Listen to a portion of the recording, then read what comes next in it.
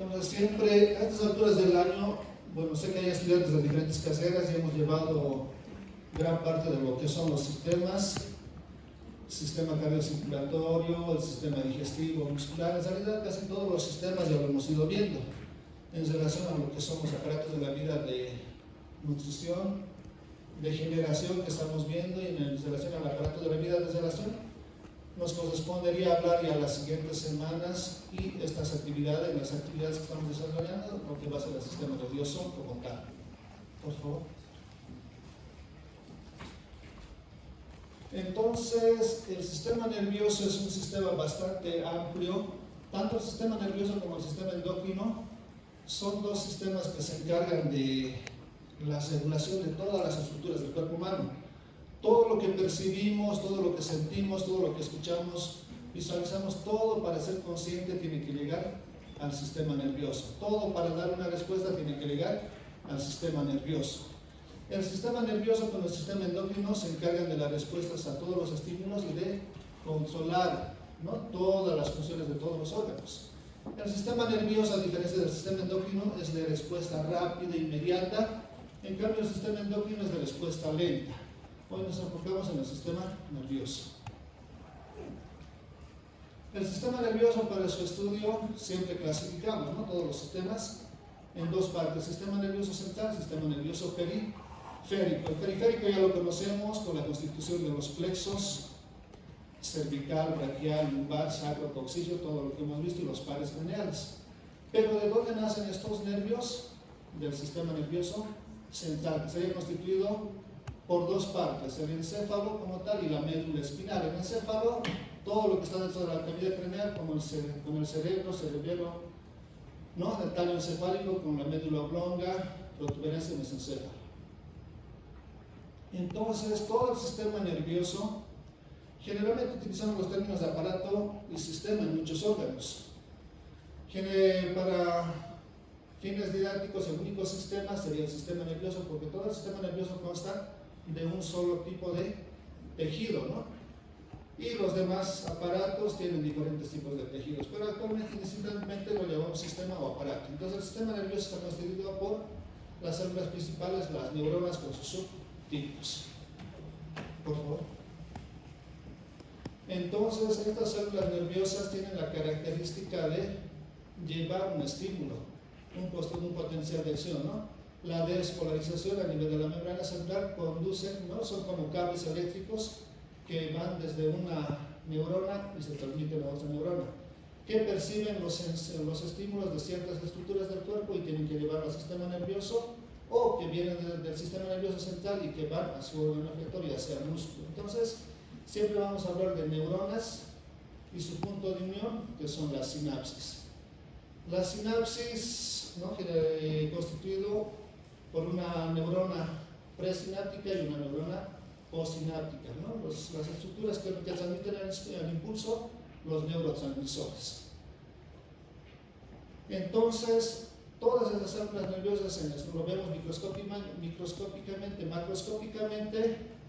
El sistema nervioso, ya han escuchado que es un poco menos el reconocimiento. Todo, cuando vemos en cortes, todo es blanco o todo es gris. Todo lo que es gris es el conjunto de cuerpos neuronales. Todo lo que es blanco es el conjunto de fibras de lo que son los cilindroejes, ¿no?, bañadas por la mielina, por eso se lo ve de color blanco. Entonces, siempre en el sistema nervioso vamos a hablar de sustancia gris y sustancia blanca. Todo es blanco, todo es gris, pero tenemos que identificar qué hay, ¿no?, a qué altura, qué función o qué se llama. Siempre le damos nombres en anatomía, en morfología, para luego aplicarle su función, ¿no?, y correlacionar con su homeostasis. Entonces, la médula espinal, ya dijimos, es parte del sistema nervioso central, conjuntamente con el cerebro, cerebelo, tallo encefálico. Esta médula espinal va a unir todos los órganos, ¿no?, es un órgano de paso, digamos, a los estímulos, y es un órgano efector, ¿no?, de los estímulos que vienen de órganos superiores, ¿no? Entonces, también va a ser un órgano de reflectividad. Los actos reflejos se producen a nivel de la médula espinal. Sí, A grosso modo, la médula espinal, entonces, parte del sistema nervioso central. ¿Cuál es la característica de esta parte del sistema nervioso? Hemos dicho todo esto en el encéfalo, está en la cavidad craneal, la médula espinal en el conducto zaquídeo. Los alveolos vertebrales en conjunto forman el conducto zaquídeo. Entonces, la situación de la médula espinal a nivel de la columna vertebral. Aquí hay una parte, la columna vertebral, siempre en la persona adulta se lo nota más desarrollada que en la médula espinal. Embriológicamente, hasta el segundo mes aproximadamente de vida están a la misma altura. A medida que el producto, el individuo va creciendo, la médula igual va creciendo, pero no crece tanto como la columna. Por eso es que en el nacimiento queda a la altura de la lumbar 2 aproximadamente, y en la persona adulta hasta la altura de la lumbar 1. Entonces, tiene las mismas porciones, pero tiene diferente longitud. La forma de la médula espinal, siempre hablamos de forma alargada, ¿no? Es la continuación de la médula oblonga hacia la parte inferior. Entonces, rectilíneo dentro del conducto vertebral, pero va presentando ciertas partes que están más desarrolladas. A las partes desarrolladas las denominamos engrosamientos o intumescencias. Como hemos dicho que a nivel de estos nervios se originan a nivel de neuronas, los cuerpos neuronales, aquí hay más estructuras, ¿no? Como hay más músculos en el miembro superior que en el tórax, en el abdomen, también en el miembro inferior, las intumescencias se presentan a nivel de los plexos braquial y a nivel del plexo lumbar. Entonces, una intumescencia cérvico-torácica y una intumescencia tóraco-lumbar, ¿no? Entonces, partes que son ensanchadas. Las dimensiones aproximadamente, ¿no? 10 milímetros transversalmente, 8 milímetros antero-posteriormente, y a nivel de las intumescencias más desarrollada. La médula espinal, límites. Siempre que hablamos de un órgano, primero queremos delimitarlo. ¿De dónde a dónde llamábamos hombro? ¿De dónde a dónde llamamos abdomen? ¿No? Siempre anatomía de superficie y los órganos que se proyectan a esa altura. Entonces, la médula espinal va a tener dos partes. Podemos decir que tiene un límite intrínseco. Intrínseco significa límites propios del órgano. Cuando vemos que esta médula espinal se continúa con la médula oblonga, ese es su límite. Pero ¿cómo lo delimitamos con la médula oblonga? La médula oblonga es como la médula espinal, pero un poco más dilatada. En cierta parte que tiene un surco anterior hay unas fibras transversales. Eso se debe a la decusación de la vía piramidal. Hay unas fibras que van de derecha a izquierda y de izquierda a derecha. Esa parte la encontramos, la visualizamos, lo que esté por debajo de esa decusación, médula espinal. Lo que está por arriba, tallo encefálico, la médula oblonga propiamente dicha. ¿Y hasta dónde bajamos? Hasta la porción que termina, ¿no? Entonces termina como un cono, como la punta de un lápiz, igual tiene que tener su nombre, cono medular. Estamos hablando de médula espinal, cono medular. Entonces, esos son los límites que vemos en una médula diseccionada o en una imagen de una médula como tal. Límites extrínsecos a través de estructuras palpables o visualizables, ¿no? Que también nos sirven. Una imagen, en estudios imagenológicos podemos ver lo que es la vértebra atlas, que es la primera vértebra cervical. Esa vértebra tiene un arco anterior y un arco posterior. Localizamos el arco anterior, su borde superior, y una línea imaginaria transversal que coincide con el borde superior del arco posterior. Lo que está por arriba, médula oblonga; lo que está por debajo, médula espinal. Entonces, eso sería como un límite extrínseco superior, ¿no? Y el límite extrínseco inferior, la médula espinal termina generalmente a la altura de la vértebra lumbar 1. A la altura de la vértebra lumbar 1, pues nosotros ya localizamos. ¿Saben cómo contar las vértebras? Generalmente utilizamos la vértebra prominente, ¿no? La séptima vértebra para contar o hacia arriba o vértebras descendiendo el recúbero, ¿no? Entonces, límite extrínseco e intrínseco, por favor. Medios de fijación. ¿Cómo esta médula está en su sitio? Con la continuidad, se continúa con el tallo encefálico y eso sería su medio de fijación superior, que lo mantiene en su sitio. Inferiormente, esta médula se continúa con un tejido conjuntivo que se denomina filum terminal, que termina en el hueso coxis, en la base. Ligamento coxigio o filum terminal. ¿Cómo se mantiene en su posición? Los nervios que van saliendo de la médula, todos los pares, lo van manteniendo en su posición. El ligamento dentado. El líquido cefalorraquídeo que circula lo amortigua, también ayuda en su mantención de la posición. Entonces, medios de fijación superior, inferior y laterales. Esta médula dentro de las vértebras tiene sus relaciones, ¿no? Como está contenido dentro de los cuerpos, dentro de las vértebras, tiene una relación anterior, posterior, laterales. Su relación anterior, cuerpo de la vértebra, que lo hemos visto, la cara posterior del cuerpo. Relación posterior, base de la apófisis. Relaciones laterales, base de las apófisis transversas. Pero recordemos que el cuerpo y las apófisis transversas están unidos por los pedículos vertebrales, entonces eso también delimita. Y ¿quién une las apófisis transversas con la apófisis espinosa? Las láminas vertebrales. Entonces todo lo que va a llegar a constituir el agujero vertebral estaría dentro de sus relaciones mediatas, ¿no? Entonces, la superposición de las vértebras forman el conducto vertebral, donde está la médula espinal recubierto de las meninges, que vamos a ver. Esto tiene que cesarse de esa manera. En algunas ocasiones, por falta de deficiencia del ácido fólico, desnutrición, otras características, puede faltar el cese de la formación de lo que es las láminas y por ende la desaparición de las apófisis espinosa, lo que lo denominamos en los huesos como espina bífida.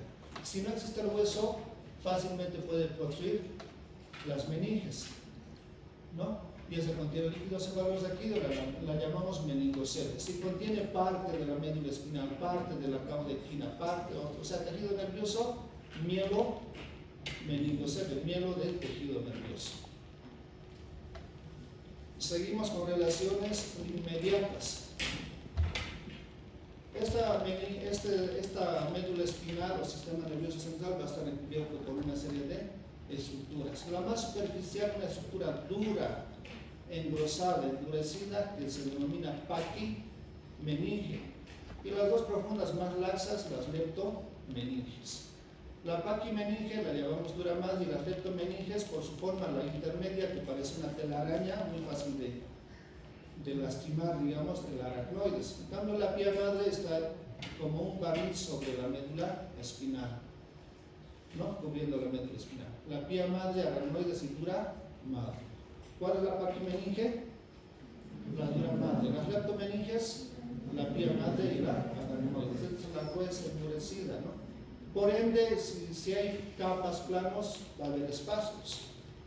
Entre la médula espinal y la pía madre no existe un espacio, ¿no? Está íntimamente adherido. Por fuera de la dura madre le llamamos espacio extradural, dura madre extradural. Esta es la relación con las estructuras óseas que hemos dicho, de la grasa, vasos, ¿no? Arterias espinales anteriores, posteriores, un conjunto de estructuras vasculares y grasosas. La aracnoide es un poco adherida a la dura madre. Si existe un espacio, es escaso, donde circula el líquido cefalorraquídeo, pero entre la aracnoide y la pía madre sí es un espacio más notorio donde circula el líquido cefalorraquídeo. ¿Por dónde circula el líquido cefalorraquídeo? Por el espacio subaracnoideo. Todas estas cubrirían a las meninges. Lo mismo sucede a nivel del resto del sistema nervioso, ¿no? Cerebro están cubiertos por las mismas meninges. Volveremos juntos. Entonces, entre esos espacios está el espacio epidural, espacio subaracnoideo, ¿no? Los principales. En ese espacio, por favor, en el espacio subaracnoideo va a circular el líquido cefalorraquídeo. Siguiente, por favor. Muchas veces tenemos que tomar laboratorios. Un paciente que tiene algún estudio de líquido cefalorraquídeo, por ejemplo, tenemos que tomar la muestra de líquido cefalorraquídeo, ¿dónde? En el espacio subaracnoideo. ¿A qué altura? A nivel cervical podemos tomar torácico, Se puede, pero son estructuras, la médula es bastante pequeña. Cuando vamos a ver la configuración interna vamos a ver que hay muchos núcleos dentro de esta médula. Si con una aguja nos acercamos a la médula, fácilmente la podemos lesionar. Y nosotros, el paciente puede moverse o fallar el curso. Por eso buscamos áreas para mayor seguridad. En la región lumbar ya no hay médula espinal, está nervios terminales, ¿no? Formando la cauda equina. Entonces, por conveniencia, comodidad, seguridad, tomamos en esta región. Por eso, ¿no? La punción lumbar, porque lo tomamos de ese nivel. Llegamos ¿dónde? ¿No? Al espacio subaracnoideo para tomar muestras de líquido cefalorraquídeo para algún tipo de estudio macroscópico, no sé, laboratorial, ¿no? La siguiente, por favor.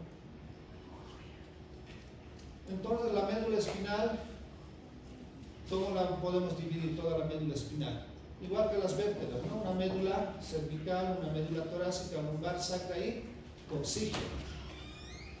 Esos segmentos van a dar los mismos nervios de los nombres. Ya hemos estudiado los nervios que van a llegar a toda la economía del cuerpo. Por ejemplo, el nervio cervical 7 llega al dedo índice, ¿no? Al dedo medio, el cervical 8 a los dedos anular, meñique, torácico 5 a nivel de los pezones. Entonces, cada nervio tiene su área de inervación superficial. Esos son los dermatomas, las líneas de proyección. Si tenemos una lesión del dedo pulgar, a la cervical 6 estará comprometida. No son líneas precisas, pero nos sirve para poder identificar. Cuando una persona tiene una radiculitis, una enfermedad hepática, por ejemplo, duele como el cinturón, ¿no? Todo el nervio afectado en relaciones. Entonces, esto es anatomía de superficie. Ya hemos visto lesiones periféricas, pero también puede ser a causa de lesiones centrales, lo más frecuente son las periféricas. La siguiente. Entonces, como la médula espinal es más corta, no coincide, ¿no? La altura de los cuerpos vertebrales con los segmentos medulares. En este sentido, nos hemos hecho una pequeña tabla por datos estadísticos, ¿no? Si encontramos la vértebra, aquí en una tablita, la vértebra cervical 1 va a corresponder al segmento medular 2. Entonces, de C1 a C6 le añadimos más 1, de C7 a D6 más 2 y así sucesivamente. Con esto podemos decir que la vértebra torácica o dorsal 7 corresponde a qué segmento medular? 7, 8, 9, ¿no? Al torácico 9.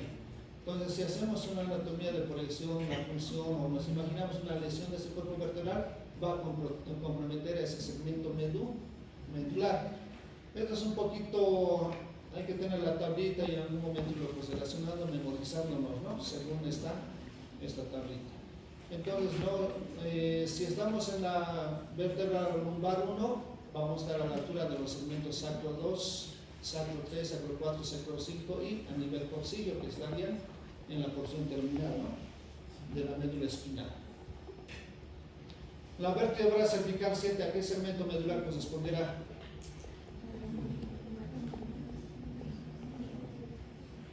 ¿A qué segmento? Recordemos que las vértebras cervicales son 7, pero los segmentos medulares son 8, ¿no? En las cervicales es 8, porque existe más un espacio entre el occipital y el ápice. Entonces, cervical 7, cervical 8, torácico 1. Esto siempre les pregunto. Siguiente, por favor. Los nervios que salen de la médula espinal va a ser un nervio motor, un nervio sensitivo, que vienen de un núcleo motor y terminan en un núcleo sensitivo. Estos nervios se llevan fibras axónicas de las neuronas. Ese axón de las fibras motoras se originan a nivel de la médula espinal, en los núcleos motores. En cambio, el axón sensitivo se origina en un ganglio. Como los pares craneales, siempre veíamos los ganglios que son orígenes reales de las partes sensitivas. Lo mismo sucede a nivel del nervio saquino. Y este nervio, todos los nervios cervicales, torácicos, lumbares, sacros son mixtos. Entonces, todos van a tener fibras motoras y fibras sensitivas. ¿Por dónde salen de la columna vertebral estos nervios? A nivel de los arterios de conjunción. que están delimitados superiormente pedículo, inferiormente pedículo, ¿no?, de las vértebras supra y subyacente, disco intervertebral, y posterior las apófisis articulares de las vértebras. Si sucede que un paciente tiene una hernia discal, una lesión de este disco, puede presionar este nervio, produciendo las radiculitis, ¿no? Un espasmo muscular, o el músculo psoas, ¿no?, el cuadrado de los lomos, no sé, uno puede producir una lesión a nivel del nervio, el nervio se inflama, las radiculitis. En nuestro medio hay mucha gente que lo confunde, ¿no? Los dolores lumbares, por epidemiología, la gente dice no debo estar mal de los riñones. Puede ser eso una causa, o puede ser problemas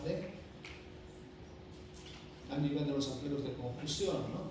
No siempre discales, también musculares, pero esa es la causa.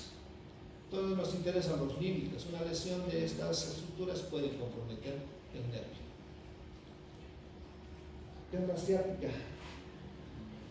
El nervio ciático, que ya lo hemos estudiado. Este nervio ciático, ¿no?, tiene su origen a nivel del plexo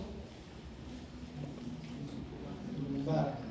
Hay mucha gente que en algún momento se queja, puede ser de algún tipo de lesión a nivel de estos agujeros de confusión. Hay que ver a qué altura.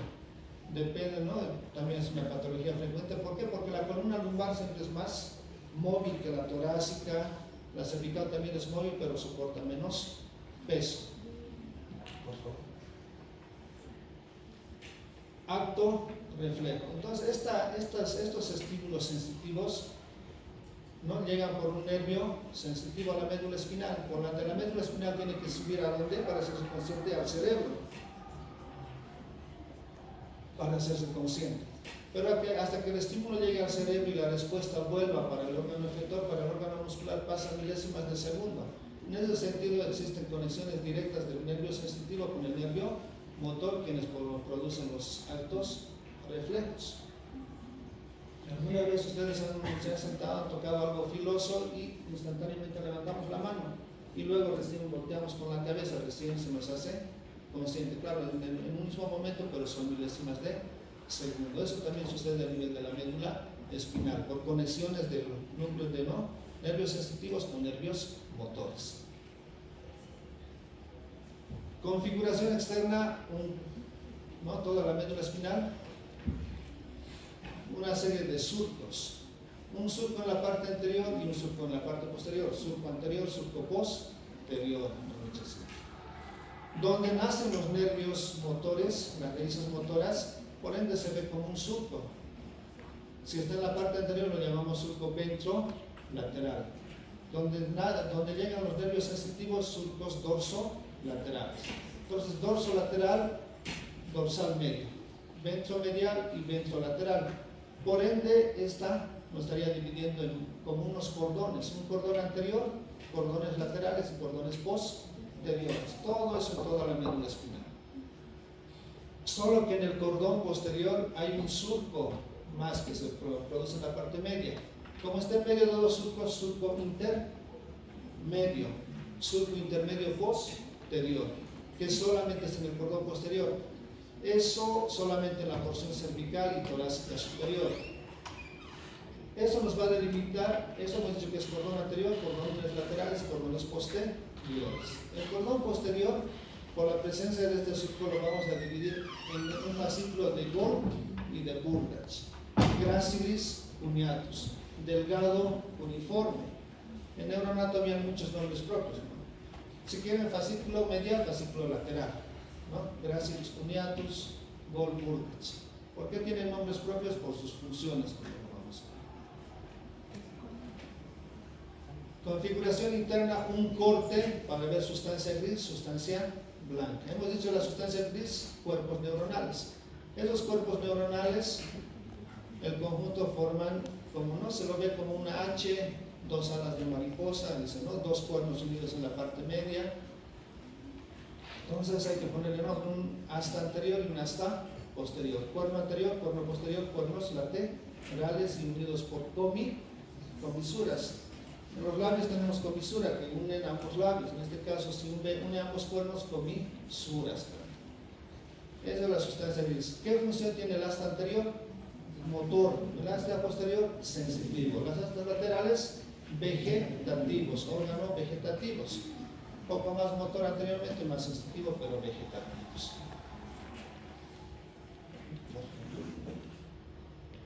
Y en la parte media, periféricamente a la sustancia gris, sustancia blanca, con los cordones ya mencionados. Y en la parte media, un conducto. El conducto central, si está en el centro, conducto central. O conducto ependimario, porque está recubierto por tejido con el epéndice. Donde circula el líquido céfalo, es aquí. Este conducto ependimario superiormente se abre al cuarto ventrículo a la altura del tallo encefálico, con el tercero con los ventrículos laterales, primero y segundo. A nivel de los ventrículos laterales y tercer ventrículo es donde se produce el líquido céfalo, es aquí, y para eso tiene que ir a nutrir a todo el sistema nervioso central.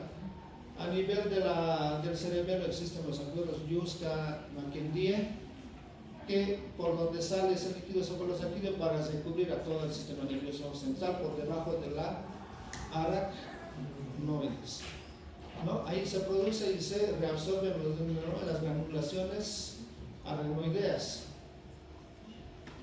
en las cositas de Paccioni que se ven, ¿no? A nivel de la tapa interna de los huesos del cráneo.